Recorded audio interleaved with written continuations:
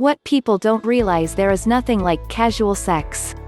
You either take something with you, or leave something behind. In your case, you caught a feeling, which is natural because sex is a byproduct of 4 main levels. The first is the mental connection. Which is the best place to start?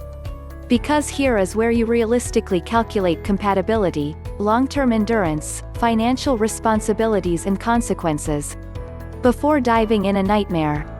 The second is emotional. Are you really attracted to the person? Not just looks, which may disappoint you if they have bad attitudes to match. That you might only realize after many challenging experiences. Another thing to single out is to avoid falling for a perceived lifestyle, or simply because of impulses, or loneliness. The spiritual factor, there are many shades of love, like the type you have for a friend, brother, sister, mother and so on.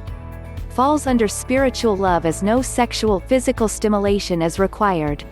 The biological factor, this is the strongest type because this is shared between husband and wife. It's both spiritual and biological. This one is powerful because you grow so strongly connected to a stranger, not a family member, yet you're willing to die for it. In your case, you jumped straight to biological. Which is dangerous because in order for a physical relationship to succeed, you need love to harmonize it.